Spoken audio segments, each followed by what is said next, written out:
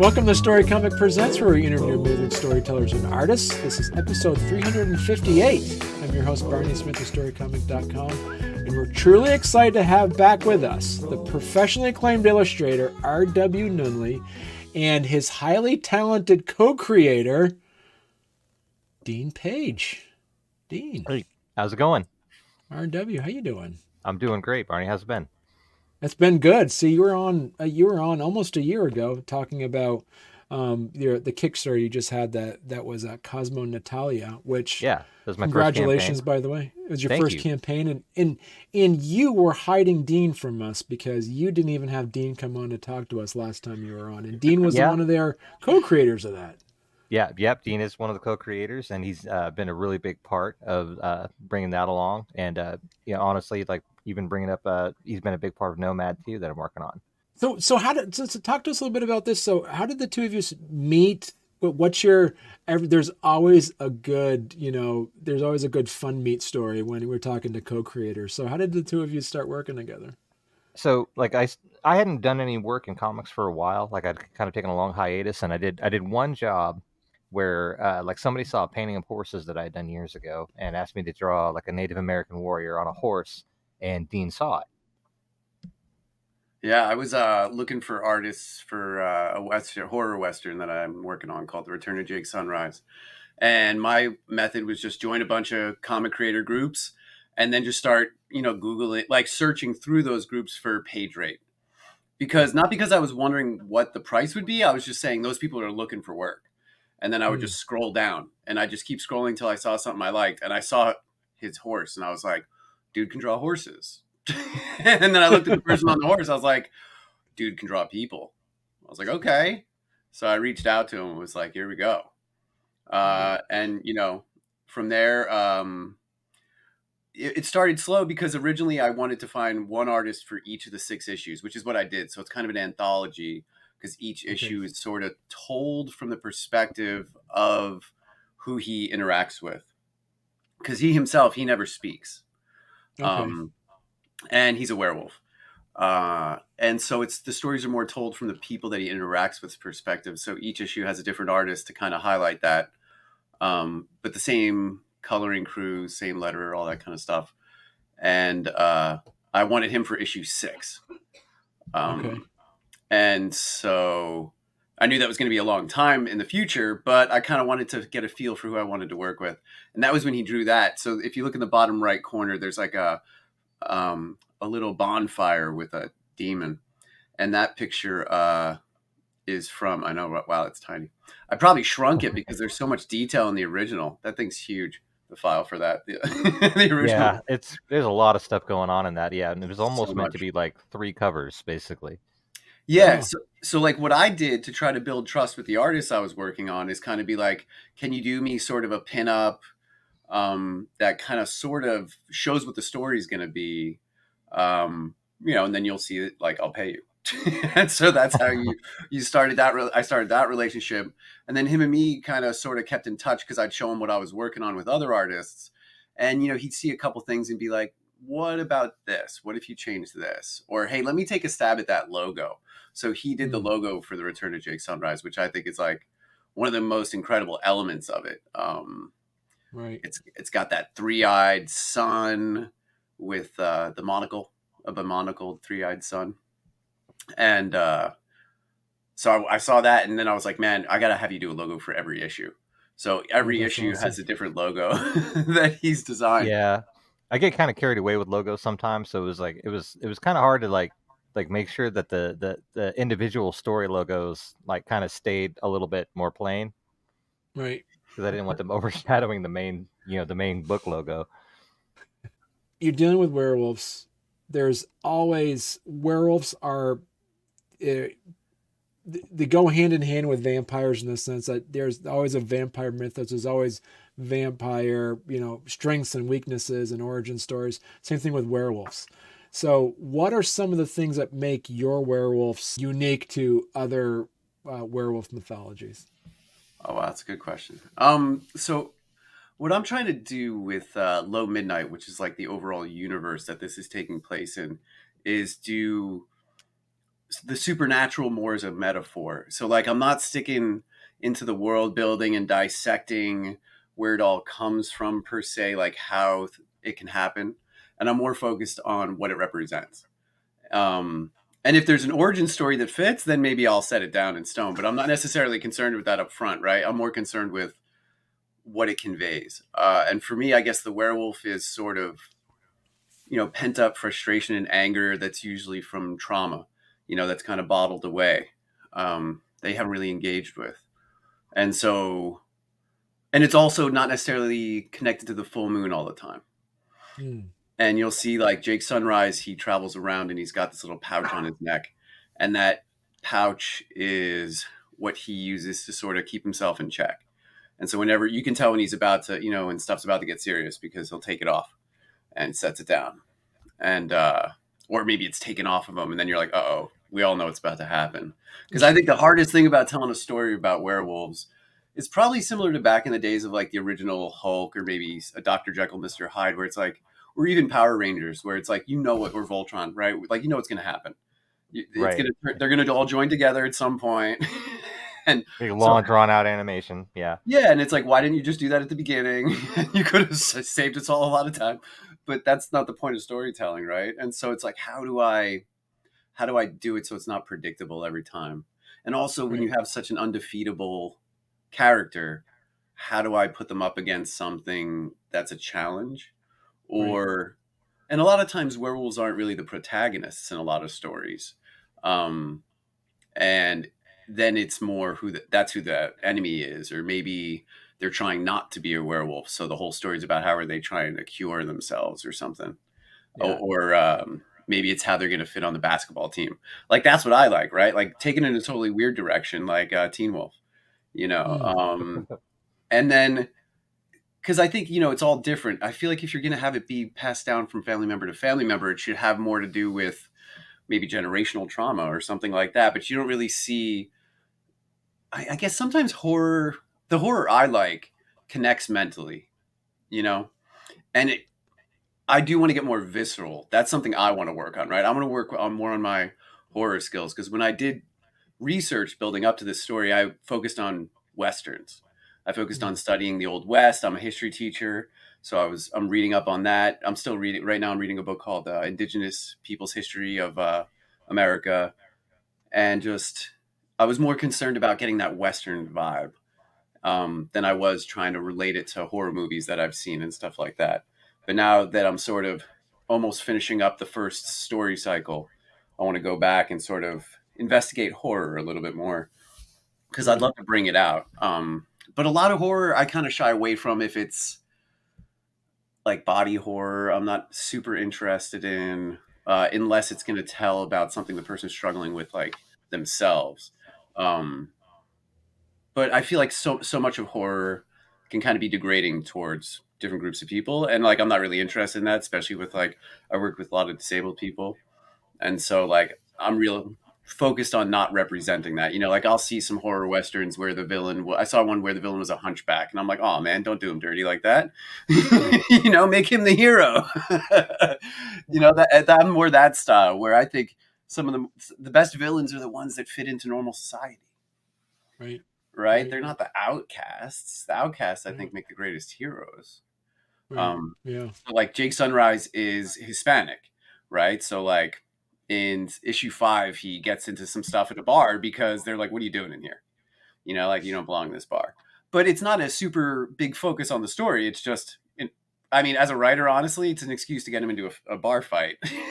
But it's also to maintain some realism in there, So like if people want, they can hop on and actually even read the first 2 issues, the 2 at the top, for free. I just have them up there if people want to read through it. And the first issue, I actually do have copies, but I'm sort of saving them for future Kickstarters for the next one if people want to get back issues. So I just have it sold out on the site. Plus I have copies at stores. But down there, people can just scroll through and literally read the whole issue. They can also read it on Global Comics, or the Duck Web Comics is one of my favorite ones because they kind of let you customize your setup. Oh, cool. Okay. The only thing I don't like about the app that I use, or the whatever I used for this, is it like has a sound effect. And they're like, and I think they know it's annoying because if you get the paid version, you can turn it off. I'm like, Oh wow! So like you they know, made it annoying on purpose. yeah, you can't even control the volume of it. I'm like, I want to. So I almost want to put like a little note that's like mute tab. Yeah, it looks like it might be kind of fun. Oh wait, did that work? Yeah, it did. Nice. They might have changed it because I couldn't do it last time I tried. Yeah. Oh, that's awesome. And background music, that'd be sweet. Because I'm a musician, so like on the trailer for it, I did the music. I'm a classically trained guitar player, so I was like looking for any excuse to put in some finger picking and show off. It's hours of practice alone, it's got to be for something. And Randy too is the kind of artist where when I show him stuff, he'll catch stuff on other artists. Like he's holding the gun in his left hand. Is he left-handed? And stuff like that. Like I was talking with because Randy, it happens all the time. It happens all the time. Multiple artists he's caught. He's like, why is it his left hand? And I got to contact the artist and be like, we're trained to like you draw something and then you flip it to make sure it still looks okay. You wind up flipping things back and forth all the time, and then you forget that you've drawn a right-handed person and flipped it. That's usually how it happens. Well, hey there. If you're enjoying our podcast, don't forget to subscribe on YouTube or leave us a 5-star review on your favorite podcast platform. Your support means the world to us and helps us keep this show going. We love hearing from you, so any feedback is welcome. And thank you for being a part of our podcast family and for all your support. It truly means a lot to us. There are, generically speaking, there's 3 types of creators. There's plotters and there's pantsers. There's a new one that's called planters. So a plotter is someone who already has everything already planned out ahead of time, like this is how it's all going to go. Then you have your pantsers who are just going to write the story and like, I don't know what's going to happen either. I'm along for the ride too. And I'm just going to see, I'm a part of this world just like anybody else. I'm just going to like see what happens with the characters. And then you have these planters where they'll plant little story seeds throughout. And then when they're stuck to a point of they're not sure where the story's going to go, they're like, wait a minute. I said that thing like back in chapter 5. I bet I could loop that back in. So the two of you, what do you consider yourselves? Are you a plotter, a pantser, or are you a plantser? I mean, I guess it depends because it's different approaches for different stories for me. With Cosmo Natalia, we kind of know where the story's going to go. It's only meant to be 3 episodes long, but some of the details and how we get there, some of that, like the B parts in between A and C, are kind of like we're very flexible on that. But we also do a little bit of plantser stuff where details will get dropped in where it's like we could use this later if we want. So like the villain in Cosmo Natalia has a necklace that's the symbol from Jake's Sunrise. Oh, cool. Yeah, so it's just like, well, why? And it's like, why not? I'm not even telling you if I have a plan or not. So the Cosmo Natalia is like the Easter eggs and the pop culture references are kind of part of the gag and part of the point of that story. It's a love letter to all the stuff that we grew up watching and reading. Yeah. Yeah, everything from like Barbarella to the movie Airplane. Yeah. What else is in there? I'm trying to think. There's an Avengers reference, right? So even more like kind of modern comic stuff. And I think myself, I feel like I'm probably a plantser. I've never heard those 3, but I do kind of like to plot. And Randy, I'm surprised that when I started working with him, because usually a lot of artists are more vibe based when I've seen their writing. They're more about getting a feel, and he had a really good plot that had a really good feel of first act, second act, third act. The pacing was good, and I was just like, damn. I was like, so I got to really come in heavy if I'm gonna contribute. I'm gonna have to do a bit to make it good. You know, it doesn't really. I mean, to make my contribution actually meaningful, because it was already there. I mean, it doesn't take a really good writer or storyteller to spot a bad one. And we watch TV and movies all the time, and you see all these tropes that they're just like badly overused, and it's like, oh, that guy talked about his kids. He's dead. He's not going to make it. And and then a lot of the plot devices they're so obvious and so overused, and I notice it, so I try to be conscious about it when I write. But I also I'm self-aware enough to know that like I'm like I need help writing. Like I need somebody whose mind is really in it a little bit more than mine. Right. And that's part of why Dean and I hit it off so well. Yeah, I mean, it's really cool too, because even with Jake Sunrise, he's working on the 6th issue of Jake Sunrise right now, and a lot of trust goes into that, because the 6th issue has no dialogue, no sound effects, no caption boxes. It's just pictures. Right. Okay. So I was but there's an amazing script for it, for a book with no words. There's actually a really good script for it. Thanks. And part of that, I got to give credit to the editor, Leland Berg. He's really great. I discovered him. I wasn't even thinking of getting an editor, and I read a thoughtful comment he had written for someone looking for advice, and the type of what he offered, I was like, I want to work with this guy. So I just reached out to him, and he's been the editor on all 6 issues. Really helps me out with pacing, what I'm good at, what I need to add, what kind of scenes, stuff like that. And it's been really great working with them. And, that level of trust to work with an artist and be like, okay, I think you can get this, because like more than I can, because I couldn't do it. I couldn't figure out. And then Randy will make changes and he'll make straight up changes to the script in certain pages. And like, that's a level of trust that I think you kind of have to establish over time. We were talking the other day, and I was like, geez, we've known each other now for over 2 years, I think. And it was just like, man, time flies when you're working on comics. But I think some people want that right away. I see a lot of indie, like people that want to be indie writers, and they're coming in looking for an artist being like, yo, I can't pay you anything, but blah, blah, blah. We'll work something out. And I'm like, man, you'd be surprised what artists will do for you for free. But you have to actually get to know these people, and you can't be getting to know them so you can get free stuff. That, like, if they know, like, it has to be genuine, like, work on developing your relationships with people before you start asking for free stuff. I mean, if you knew how many times a day I get asked by somebody to do free stuff, like every day, it's, everybody wants free stuff from you all the time.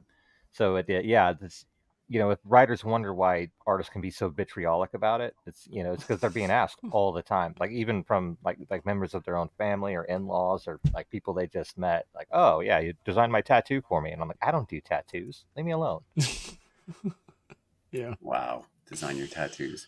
And I mean, I think also the right thing to do with tattoos, I've seen a lot of artists do it, is you just take out like a ticket. And I mean, I think it's smart on the consumer end, but I also think tattoo artists are starting to get a lot more smart to being like, I'm not going to directly put somebody else's art on your body, because I've gone in for tattoos and had a picture, and they usually redraw the whole thing first. And I think that's their way of kind of showing respect to other artists, being like, I'm not just going to steal that guy's art and put it on your body without them getting any money for it, because you can go on their website usually and buy a tattoo ticket, they call it. But it's hard to put it on the consumer all the time. I think sometimes that's better handled from the creator's end, to be like, hey, I'm not going to do that as an artist to another artist. Well, yeah, that's like why I don't like designing tattoos, is because, like, I'm not a tattoo artist, and you're diminishing your tattoo artist by doing that. That's a whole other art form where it's got to be sort of 3D, sort of not, Almost they know what they're doing,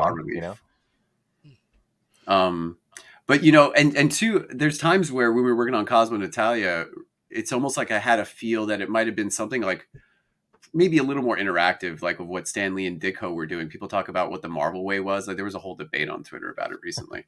And like, really all the Marvel way was, and as far as I understood it, was like Stan Lee would plot stuff, but he wasn't really big on actually doing the dialogue too much. And a lot of times Ditko was doing the dialogue. I think Steve Ditko? Right. Am I thinking of the right guy, right? Mike Ditka was a Bears coach. I mean, all right, yeah. Steve. No, that's Mike Ditka. Steve Ditko, right? Ditko, yeah. And so sometimes the artist would put in the dialogue, And like that'll happen a lot with me and Randy, where like I'll have dialogue written in, but he'll come in and be like, nah, we can just do this instead, like something a lot quicker. The way the artist knows how big the word bubble needs to be as well, because of where you got to frame it in and stuff like that too. Yeah, and like sometimes like you can only get like so many actions in a panel, right? You only get like Right. 1 or 2 actions per panel, so you kind of have to, you really have to. I'm not sure what the right word is for that, but you have to be very, very deliberate about it. And sometimes script things that happen in a script, if you got 8, 9 things happening in one panel in a script, like it's just not going to work. I know I'm guilty of that. I saw somebody post that recently. They were like, comic writers, please stop putting multiple actions in a single panel for one character. And I was like, oh, damn. I'm pretty sure I do that. I've done that. But usually I try to leave even the page layouts. I mean, I know a lot of writers that are trying to get into that are like, how do I write for comics? How do I do what's the format and that kind of stuff? And I came from trying to write prose originally, trying to write short stories. So like exposition was really my strong suit. So when I started wanting to be like, no, I want to actually do comics, exposition doesn't go very far, So I had to kind of take a step back and sort of start thinking about it. So originally I would just say, here's what I want on the page. I wouldn't say how many panels. I was like, the artist knows better than me. I think all this will fit on one page. And I would just say, this is page 1, this is page 2, page 3. And now the more I get comfortable with it, I could be like, this is panel 1, panel 2, but I'm still really not big into like saying that it should be this camera angle or that camera angle, because I feel like I want to work with artists who they have better ideas for that than I do. That's what I want. For me, comic books are a collaborative process. I mean, I love guys who are like, one-man armies where they can do everything themselves. And I know if Randy wanted to, he could. He just, how long is it going to take him to do one issue if you got to color it and letter it yourself and everything? But for me, I really like the collaboration. That's my favorite thing about comic books. And I think the finished product is always better when it's a team of artists where they're all talking to each other and bouncing ideas off each other. And that takes a level of trust, because you got to be able to challenge the other person without challenging them, and also they'll let you challenge them if they respect your talent. A little bit of chemistry too, because when you see projects like all the time, and you watch like a television show like my wife watches Supernatural, and I don't know if you've ever seen it, but when you watch the show, you can tell that like these guys really had a great time making this show, and it shows, right? And so I think that like just like that in music and in comics, when you see a group of people that are like, they get along and they're just having fun and doing their thing together, like that really comes out in the pages. Yeah, if you're not having fun doing it, I think they can feel that. Yeah, and I'm working on another another book right now that I'm not going to name, and like I don't have that with the creator, and I feel like it really shows. Like the end product is something that is like, it's just not great. Right. Any future projects you guys are working on together as well that's coming up? So there's been a lot of talk about what happens to Natalia after the 3rd issue comes out. And so, I mean, there's lots of ideas in the works, but, it's like kind of like the 3rd issue of Natalia is kind of a long ways away. Yeah, like a big thing when you're doing books part-time is like your max output's going to be somewhere, I would imagine as an artist, between 2 and 3 issues a year if you're drawing it. Because you got your full-time job, you maybe got your family and all, you got everything else going on. But we talk about it all the time. Like, ooh, what would we do next? Does Cosmo Natalia get to go home or not? Like, we know how we want the 3rd issue to end, but it doesn't, So, so there's that. There's more of Jake Sunrise. There's somewhere in the neighborhood of 138 different other titles we've talked about doing. Yeah, one thing I would love to do, if you see on the black and white copy, because I'm doing black and white and color copies of Jake Sunrise, because I think horror just can feel different when it's black and white. And it's a cowboy story, so that kind of feels old-timey too. And on the covers for those, the ones on the left there, it says Low Midnight of the Mind Presents. And I grew up, some of the first comics I read were Marvel Comics Presents. And it would have four comics, right? You get like usually a Wolverine story and then like 3 other ones from heroes you might not have ever heard of. Like, what was the one? It was like Cosmo Man or something like that.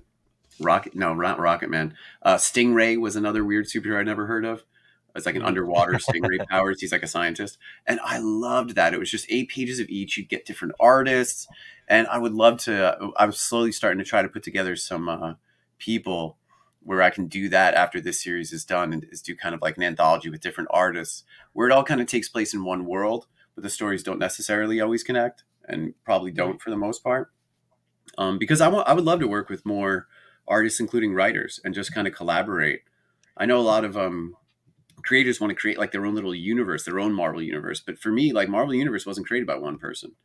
And I, if I ever wanted to do something like that, I wouldn't imagine doing it by myself. And I wouldn't want to. That would feel really lonely. I would rather work with other people. And, me and Randy have been talking about that, the idea of like reaching out to other artists that we see their work and we're like, yo, I think we kind of might vibe. Like, I think your stuff and my stuff, we might have a mutual respect. And like, if so, like maybe we can talk more, or at least just say, hey, what do you think about this paragraph? What do you think about this line of dialogue? What do you think about this drawing? Like, what do you think about this panel? How's the angle? And to just have people you can bounce off it. If you're not doing that and you're just doing this because you think it's, I don't know, a shortcut to making money, that would be the first wrong answer.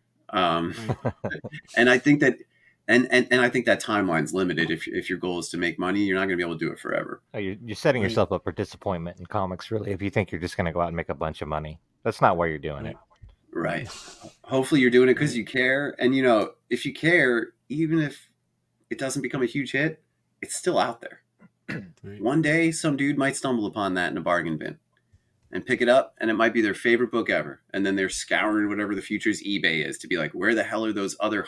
He only printed 100 copies of each one, like, and no one else in the world will care, but that guy will care. Right.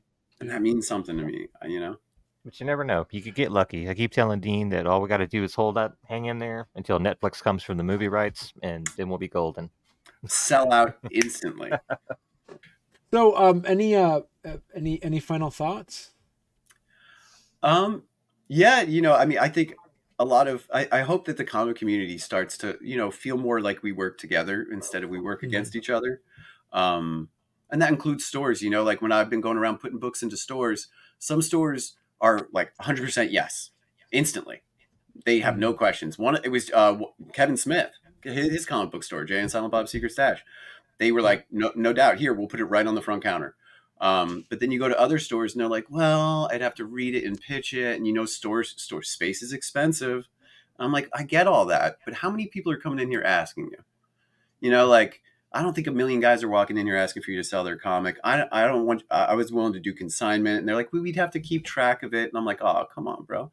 Like, we should be working together. Like, let's all try to build a community that people want to come to.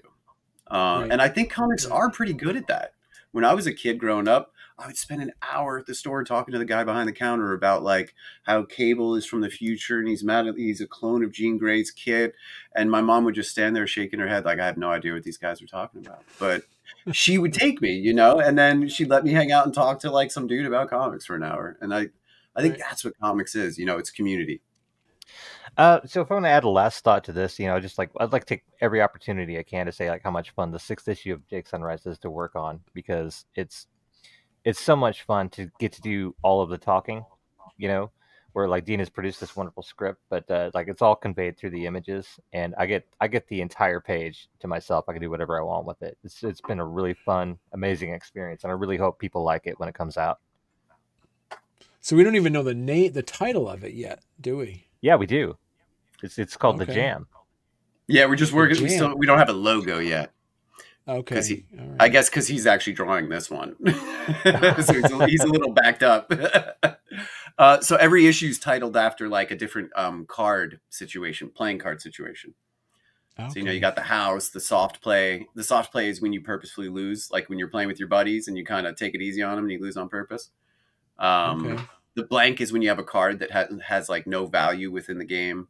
So each different one is like a situation in a card game. Okay. Huh. Cool. But it's really exciting. It's good to work with artists that know what they're doing and are willing to experiment and just kind of do some crazy stuff every now and then. Right. Perfect. Well, listen, when the two of you are working on another project together, come back on. This has been a blast talking to both of you guys. So, Yeah, Yes, this has been a great cast. ho, ho, ho,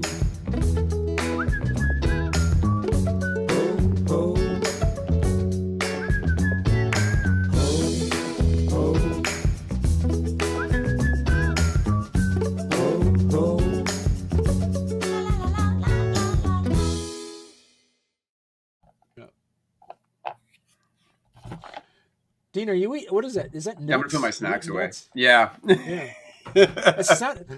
It sounded like nuts. I was wondering. I was like, I'm kind of far from the mic. I wonder if you can hear me. Was it almonds? Was it almonds? Cashews. Oh, I knew it was bigger than a peanut, though. It Yeah. sounded bigger than a peanut.